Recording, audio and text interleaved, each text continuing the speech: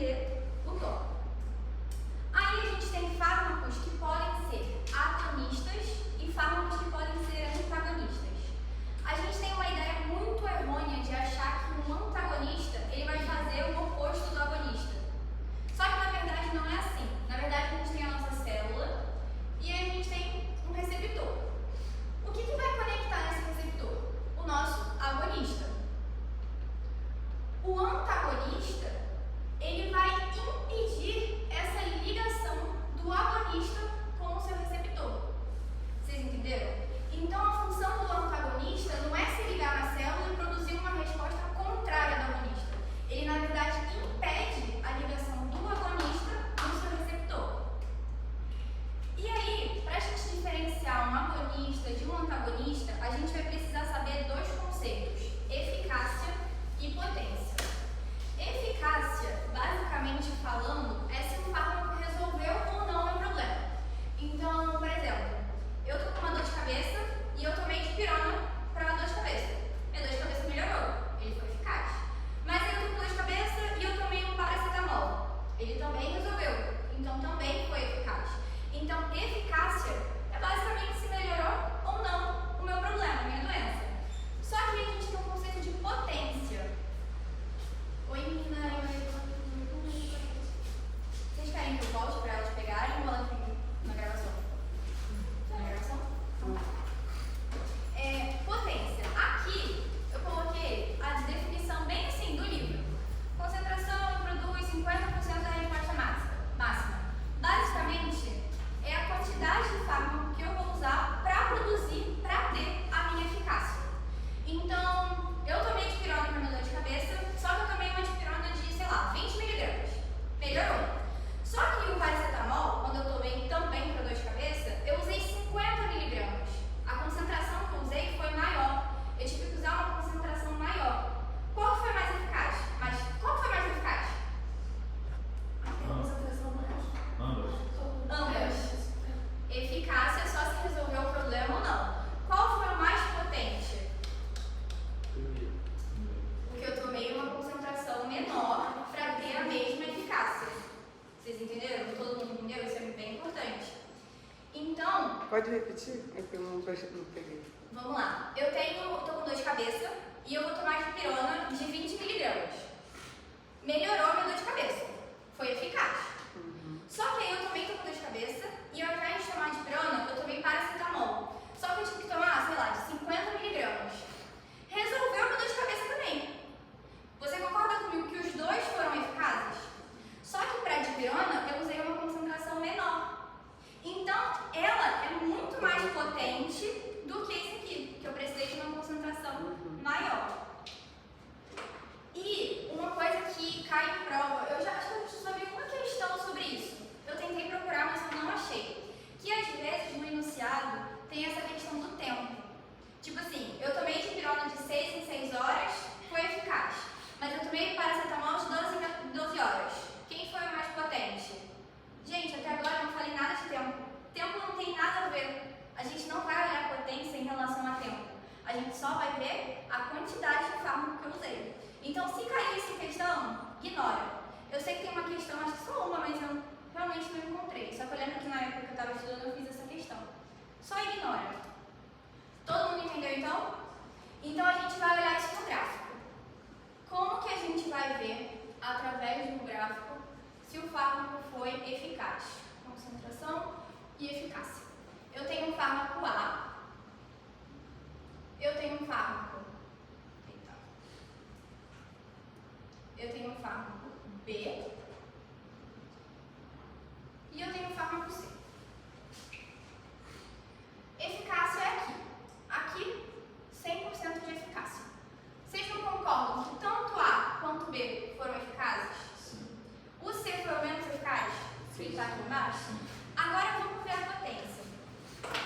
A potência, como eu coloquei aqui, produz 50% da resposta máxima. Essa parte de 50% é importante para a gente ver no gráfico.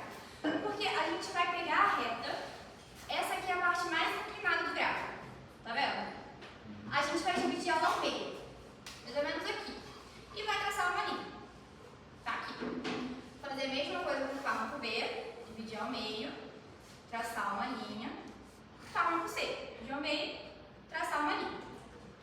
Essa foi a concentração, ó, vamos supor, 20, 40, 60. De fármaco que eu usei.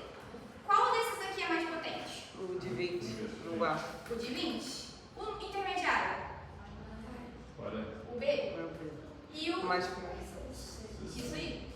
Então, ele pode colocar a concentração assim, ou às vezes o gráfico também aparece como potência. Potência de A, potência de B, potência de C. Isso aqui é uma pegadinha. Porque a gente olha o gráfico e a gente acha que o maior está aqui. Só que o maior é esse aqui. Você lembra? Aqui a gente vê a concentração. Então, esse aqui é o de maior potência. Foi? Aqui é o gráfico desenhado. E agora a gente vai entender os tipos de agonistas. A gente viu essa questão da eficácia e potência, mas onde essa parte da eficácia e potência vai se encaixar? Para que a gente vai utilizar isso? Vamos lá. Agonistas que eu falei são aqueles que vão se ligar no seu receptor biológico. Membrana, receptor, o agonista se ligou. Vai produzir uma resposta na minha célula. Só que a gente tem 3 tipos de agonistas. O agonista pleno, que ele vai ter 100% de eficácia. Então ele vai se ligar, ele é tipo assim, vamos fingir que isso aqui é uma fechadura. Ele tem a chave perfeita da fechadura. Ele vai se ligar aqui e vai produzir o máximo de potencial que a célula tem. Só que aí a gente também tem o agonista parcial, que ele tem uma eficácia mediana. Ele é uma chave que encaixa na fechadura, mas assim, o pleno encaixa mais. O pleno é realmente a chave daquela fechadura. Então ele vai dar uma eficácia mais ou menos, mesmo se ele ocupar todos os receptores. Então, se eu tenho um agonista parcial ocupando todos os receptores da minha célula, a eficácia nunca vai ser 100%. É metade, né? Não é metade, mas assim, nunca vai ser 100%, porque 100% é a chave perfeita, é a chave do pleno. E a gente tem um agonista inverso.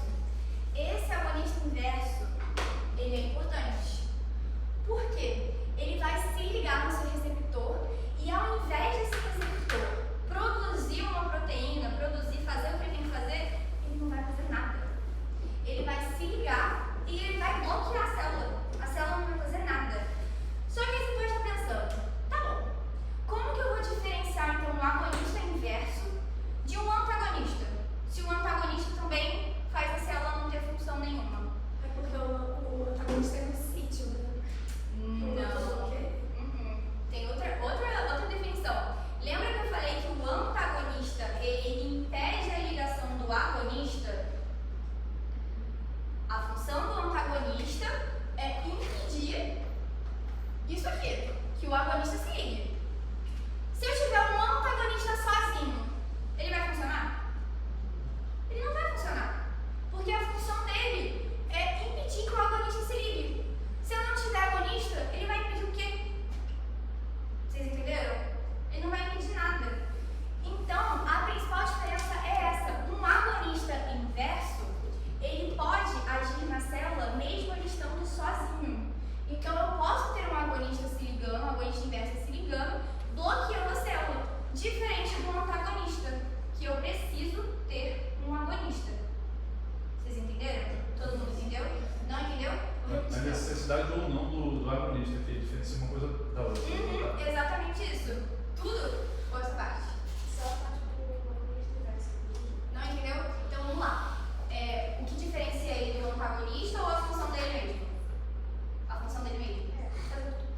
Então o agonista inverso, ele vai se ligar no receptor da célula.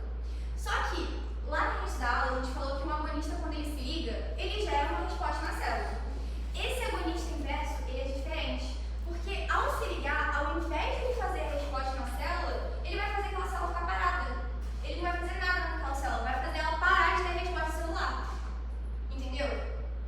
Então é a mesma coisa de Então, não é a mesma coisa que o antagonista. Por quê? O antagonista, qual que é a função do antagonista? É bloquear o agonista. Só que, vamos pensar, se eu tiver só o antagonista, vai funcionar? Ele vai funcionar? Se a função dele é bloquear o agonista. Se eu não tenho agonista, Ele não vai estar bloqueando ninguém, então ele não não vai vai fazer bloquear nada. ninguém.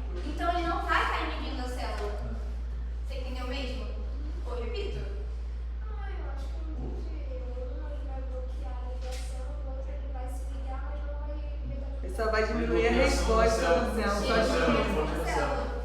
É. Entendeu mesmo? Eu posso repetir. Não tá. Isso é importante. Aqui, Tá ótima a sua explicação. tá ótimo. Obrigada. Bem claro. Vamos fazer então um gráfico dos tipos de agonista. Nossa, o apagador aqui horrível.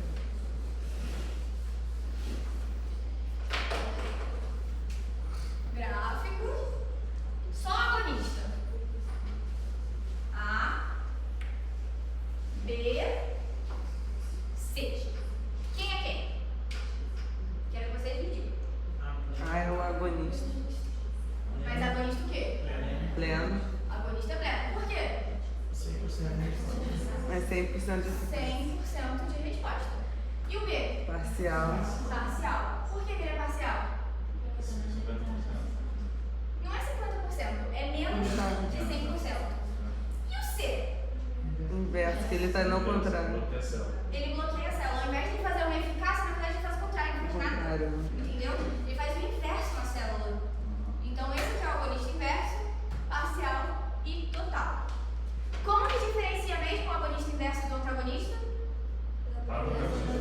Não vai bloquear a resposta, só vai diminuir a resposta do agonista. Resumindo, o agonista inverso pode estar sozinho, o antagonista não pode estar sozinho.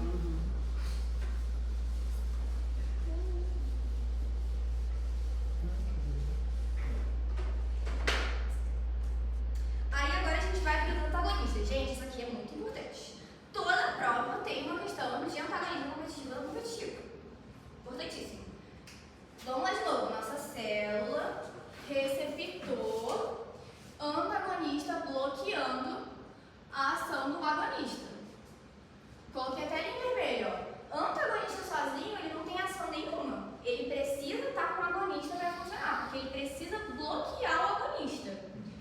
Aí a gente tem 4 tipos de antagonistas, na verdade. São esses dois e esses aqui. Esses aqui, nunca vi na prova. Mas assim, tem que falar, né? Porque vai que nas vocês caem. Vamos falar dos mais importantes, que é o antagonista competitivo e não competitivo. Gente, o nome já fala. Competitivo. Ele vai competir. Ele vai competir com quem? Agonista. Com o agonista. Pelo quê? Pelo mesmo sítio. Sítio de ligação. Pelo mesmo sítio de ligação. Então, vamos lá. A gente tem um antagonista e o agonista bloqueou. Só que vocês concordam comigo que se eu aumento a quantidade de agonistas, por exemplo, a minha célula total vai ser 2. Se eu aumentar o antagonista, são bolinhas. Agonistas são estrelinhas. Se eu aumento a minha quantidade de estrelinhas, no caso de agonistas, vocês não concordam comigo que a probabilidade deles encaixarem no receptor é maior do antagonista? Sim. Porque ele está em maior concentração. Eu consigo ter uma eficácia de 100% então? Aumentando o agonista. Depende da pessoa. Então, eu consigo ter 100% de eficácia. Mas o que eu tenho que fazer para ter 100% de eficácia? Eu tenho que aumentar a concentração. Só que a gente não está falando de concentração, a gente está falando de potência. O que eu vou fazer com a potência então? Aumentei a concentração, o que vai acontecer com a potência? Diminuir. Eu preciso de uma concentração Para chegar mais rápido. para chegar no 100% de eficácia. Conseguiram entender? A eficácia é a menor quantidade que eu teria para poder ter um resultado. Eficácia tem resultado, não tem resultado. Entendeu? Aqui nesse caso, para a gente ter o resultado, a gente teve que aumentar a concentração do fármaco. Lembra do exemplo da dipirona, do paracetamol? Eu tive que aumentar a concentração. Então, o fármaco que antes ele era potente numa concentração menor, agora ele é potente numa concentração maior. Então, ficou o quê? Menos potente. 100% de eficácia, porque eu posso aumentar a concentração dele e ele se ligar. Já um antagonista não competitivo, ele não vai competir. O que ele vai fazer? Esse carinha, ele vai se ligar, o antagonista, ele vai se ligar no meu receptor, célula, receptor. O antagonista ele vai se ligar aqui e ele vai mudar a conformação desse receptor. Antes o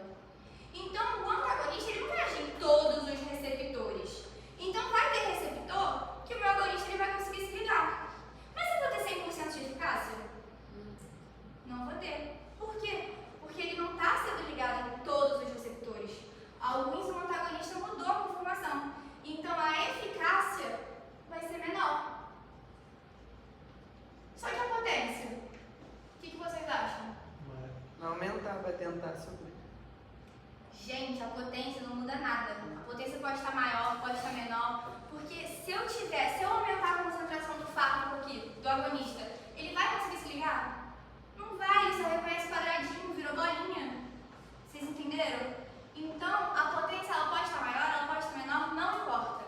Antagonista não competitivo tem uma eficácia menor. Antagonista competitivo tem 100% de eficácia e uma potência menor. Todo mundo entendeu? Isso é importante, isso cai muito. Com certeza vai ter uma questão na prova de vocês. Se não entendeu, eu repito. Foi? Vamos colocar isso em gráfico, então.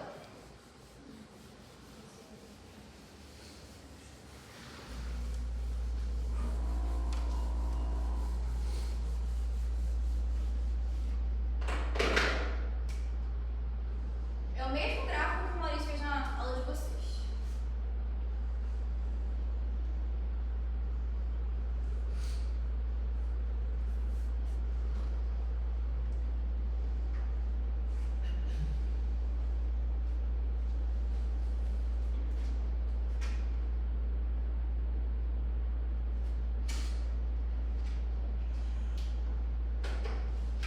Eu quero que vocês me digam quem são esses. Quem é o 1, quem é o 2, quem é o 3 e quem é o 4. E o 5.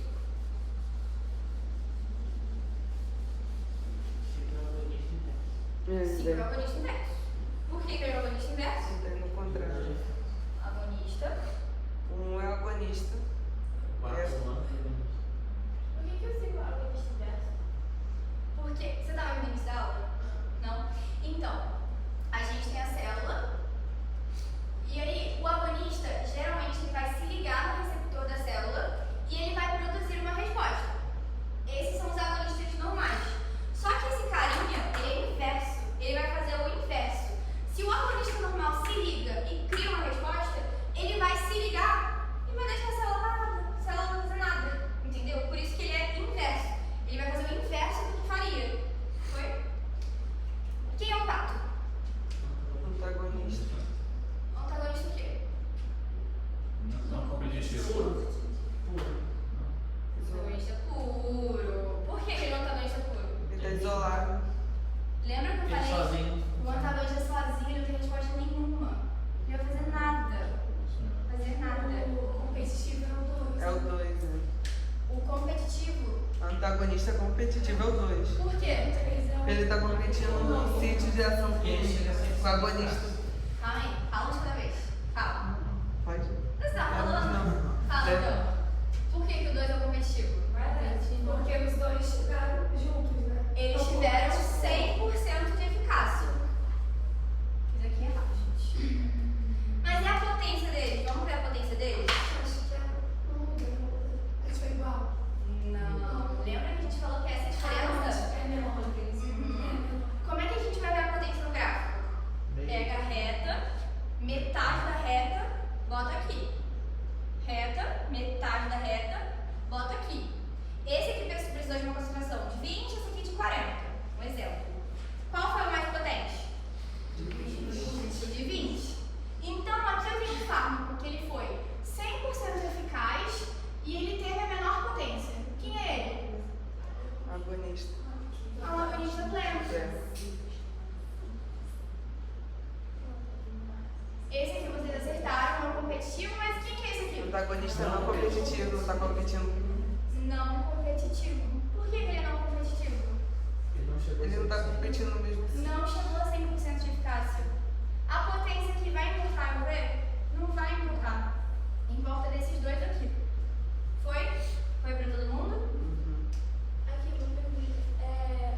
Qual antagonista ou agonista inverso, qual deles vai causar uma resposta inversa? Então, o agonista inverso ele vai causar uma resposta inversa. Mas você não falou que não causa resposta? Não, então, uma resposta inversa. Se normalmente ele causaria uma resposta, ele não vai causar nada. Entende? Então ele é o inverso do que causaria.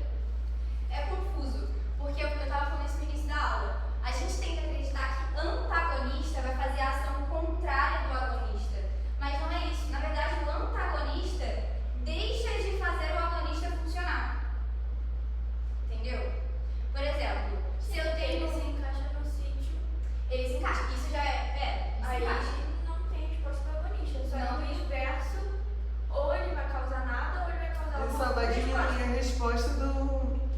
Tipo, Não ele vai vai fazer. causar, ele vai fazer o inverso. Se antes eu tenho um agonista que aumenta a frequência cardíaca, se eu colocar um agonista inverso, essa frequência Ele vai cardíaca ela tem diminuir. o quê? A diminuir. Tá, então gera uma resposta. Só que Gera. uma resposta ao Só contrário. que- Gera uma resposta ao contrário, mas na literatura a gente não pode falar que gera uma resposta. A gente tem que falar que a resposta é o inverso do agonista. Você entende? Isso é confuso. Mas assim, usualmente é isso mesmo, é a resposta inversa.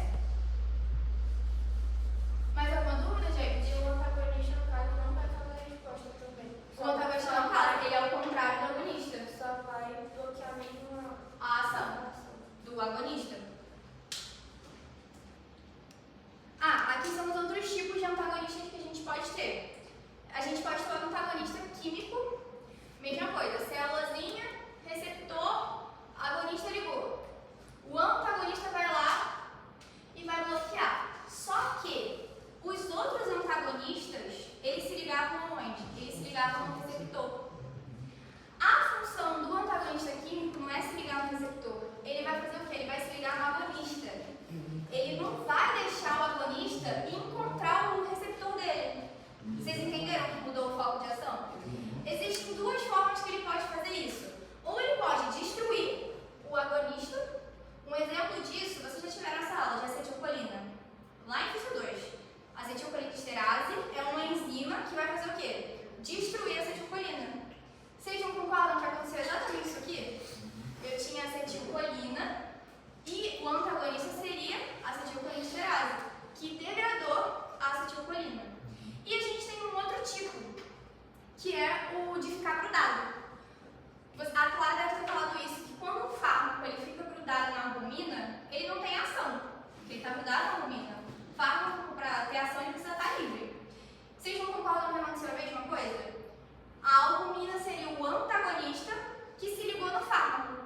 Não deixou o fármaco agir. Foi? E a gente tem os antagonistas fisiológicos. Esses antagonistas fisiológicos são fisiológicos da nossa célula. Então, por exemplo, um aumenta a frequência cardíaca, outro vai diminuir. Foi bem isso que eu contei ali. São os antagonistas fisiológicos mesmo. Nada de importante com eles. Mesmo gráfico. E algumas questões. Não olhem no slide, tá? Façam aqui. Vocês querem um tempo para responder ou a gente responde junto? Pode ser junto. Junto? Um médico está tratando 2 pacientes com hipertensão arterial. Para o primeiro paciente, ele vai prescrever um fármaco A, enquanto para o segundo paciente, ele vai prescrever um fármaco B. Apesar das doses recomendadas serem diferentes, ambos os pacientes alcançam níveis de pressão arterial dentro dos limites desejados. O que significa isso? Eficácia. Os dois são eficazes. Ali ele falou doses diferentes. A potência pode ser diferente. Mas a gente pode falar qual foi maior e qual foi menor? Não. Ele não falou pra gente. Vamos continuar. Com base no caso clínico, como o médico pode diferenciar os fármacos A e B em termos de eficácia e potência? Letra A. O fármaco B é mais eficaz? A gente viu que eles são eficazes iguais. Letra B. O fármaco é mais eficaz? Letra C. Ambos os fármacos têm a mesma eficácia, uma vez que alcançam os resultados desejados. Até aí tudo bem. A potência não pode ser determinada a partir das informações fornecidas. Tá certo.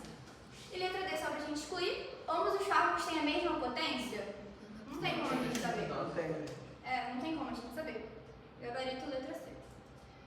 Um pesquisador está estudando 2 fármacos, A e B, que agem sobre o mesmo receptor em um sistema biológico.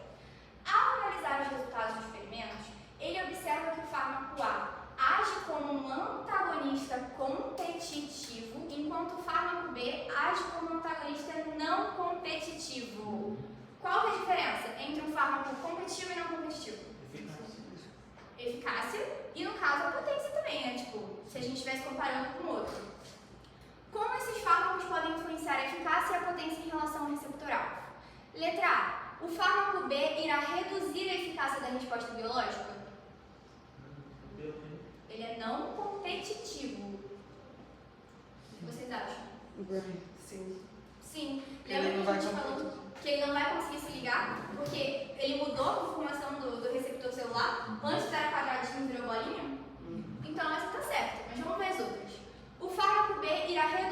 potência da resposta biológica? Gente, tanto faz. Não competitivo, a gente não vai olhar a potência. O fármaco A, que seria um competitivo, vai reduzir a potência. Ele reduz a potência. Mas a eficácia da resposta biológica? Não. E D, o fármaco A vai reduzir a eficácia da resposta biológica? Não. Gabarito, letra A. Essa aqui não está no slide de vocês. As beta-carbolinas são compostos químicos que, de forma integrante, desempenham um papel em receptores específicos, particularmente no sistema GABAérgico. No contexto do GABA, um importante receptor inibitório do cérebro, essas substâncias exibem uma modulação peculiar. Ao se ligar ao sítio de ligação do receptor, as beta-carbolinas não apenas interferem na ação facilitadora dos neurotransmissores GABA, mas, surpreendentemente, induzem um efeito oposto. Quem que é esse cara?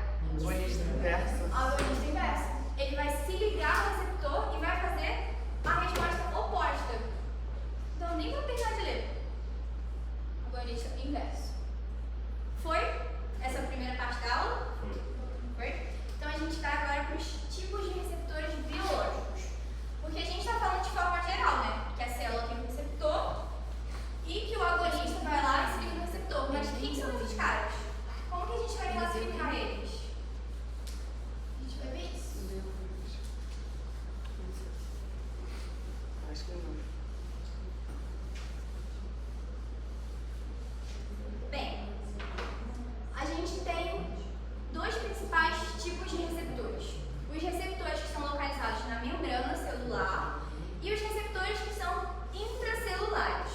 Ou seja, a gente tem receptor que está fora da célula e a gente tem receptor que está dentro da célula. Os principais dentro da célula são os do hormônio da tireoide. A gente não vai entrar em detalhes, né? E os receptores de membrana são do tipo GPCRs, ligados a canais iônicos e ligados a enzimas. Esses GPCRs, eles são muito importantes. Vocês vão ver que a gente vai falar só sobre eles depois. Por quê? Porque eles são receptores acoplados à proteína G. Vocês sabem o que é proteína G? É aquela proteína que fica dentro e ela vai fazer a resposta celular dentro da célula. Então eu tenho um agonista que vai se ligar e uma proteína que está aqui acoplada, ela que vai fazer toda a cascata da célula. Esses ligados a canais iônicos a gente também vai falar, só que a gente vai falar na aula que vocês vão ter de simpático e parasimpático. Vocês ainda não tiveram, né? Não. Eu vou até dar uma introduzida nesse assunto aqui, no próximo slide. Que são os nicotínicos, que ao o agonista se ligar na célula, ele vai abrir canal iônico ou fechar canal iônico. Tranquilo. E a gente tem os ligados a enzimas, que eles vão se ligar, o receptor vai se ligar no receptor, o agonista vai se ligar no receptor e vai sair, tipo, é como se ele fosse uma enzima e ele que vai fazer as respostas celulares aqui dentro da célula. Só que a gente vai falar então dos GPCRs. Esses aqui enzimáticos, eles são principalmente da insulina. Vocês vão ver isso depois também. O importante pra gente agora são esses GPCRs, que eles são acoplados à proteína G. A gente tem 3 subtipos: GS, GQ e GI. Como que eu memorizei? GQ me lembra de contração. Com Q mesmo. Pra gente lembrar que... Vocês já tiveram essa aula? Deve ter amanhã. Então tô dando uma introdução aqui pra vocês. GQ lembra de contração. Então ele vai contrair músculos. GS lembra de relaxar. Relaxar com S mesmo, ó. Relaxar. Ele vai relaxar músculos. E a função do GI é inibir GS. Se GI inibe GS, o que vai fazer? Vai contrair. Basicamente é isso. Só que a gente vai entender agora como isso acontece. Por que GS vai relaxar e por que GQ vai contrair? Vamos lá. Vamos fingir, isso aqui é um músculo detrusor da bexiga. É um músculo liso, correto? No músculo, a gente tem músculo liso, a gente tem a cadeia leve de miosina, que ela pode estar contraída, para o músculo contrair,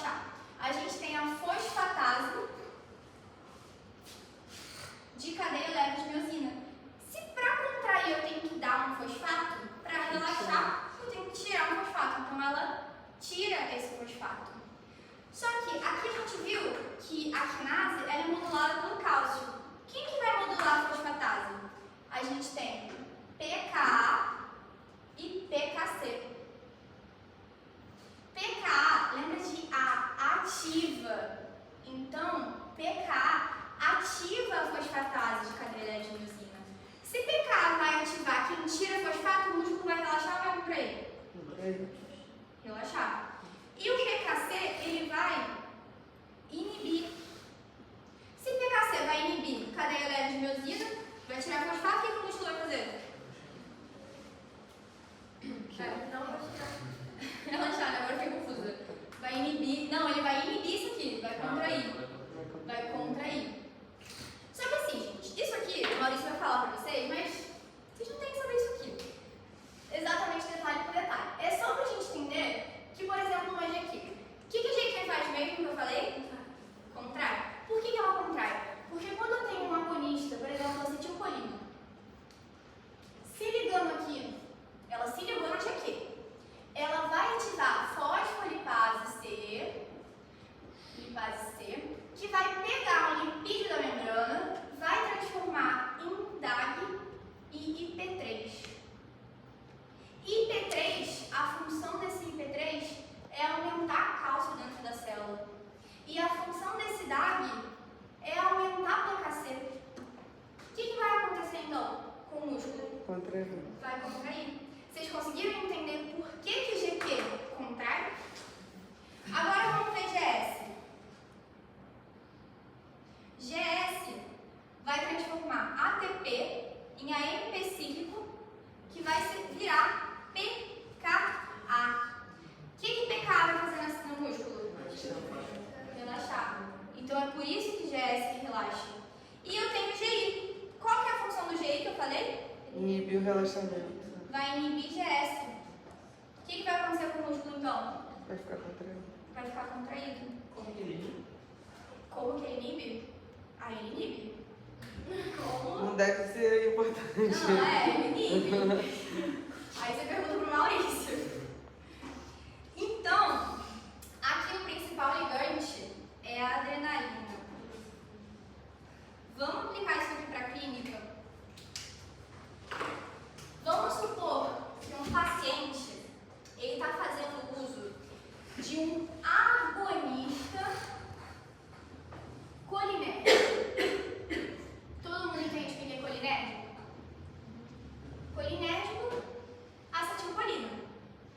Se é um paciente que está fazendo uso de agonista colinérgico, qual que vai ser o efeito colateral dele relacionado com a bexiga? Ele vai, se a acetilcolina vai se ligar e vai contrair, eu vou ter um excesso de contração na minha bexiga. O que vai acontecer? Muito xixi vai sair. Principal efeito colateral: incontinência urinária. Vamos ver o oposto agora. Estou fazendo uso de um agonista adrenérgico. O que vai acontecer com a bexiga? Relaxar. Ela vai relaxar. Só que vocês concordam comigo que quando a bexiga ela relaxa, ela acomoda mais urina dentro dela? Esse paciente vai fazer xixi? Não vai, então ele vai ter o quê? Retenção urinária. Gerar infecção. Vocês entenderam? Então a gente falou dos efeitos colaterais. Agora a gente vai falar de tratamento. Se eu tenho um paciente com incontinência urinária, o que eu vou dar para ele? Um agonista adrenérgico ou o quê? Agonista inverso? Não. Um antagonista colinérgico. Por quê? Vamos lá. Se é um paciente que está com incontinência urinária, a bexiga dele está contraindo muito.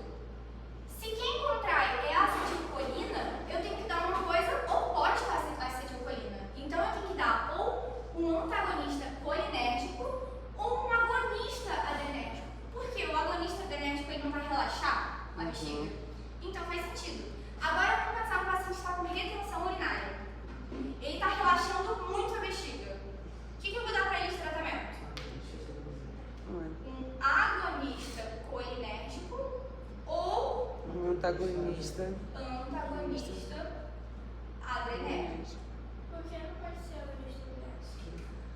É porque o agonista inverso ele não é muito usado na clínica. Esses aqui são os mais usados na clínica. Tirar de lá, tá muito Entendeu? A gente vai apagado. falar de se é um agonista parcial, se é um agonista pleno. A gente vai falar que é agonista, entendeu? isso aqui, né? A gente, desculpa, tá bem bagunçado. Vamos fazer uma questão então. Vou ler. Um paciente é diagnosticado com depressão e é prescrito para ele amitriptilina, um antidepressivo tricíclico. Após algumas semanas de tratamento, o paciente desenvolve retenção urinária. Se ele está desenvolvendo retenção urinária, esse medicamento é o quê? É agonista adrenérgico ou é agonista... Adrenérgico. Agonista adrenérgico. Só que você concorda comigo que ele também pode ser um antagonista colinérgico? Também pode ser, a gente não sabe o que é antagonista colinérgico. Os efeitos colaterais da amitriptilina, como a retenção urinária, podem ser sugeridos na opção.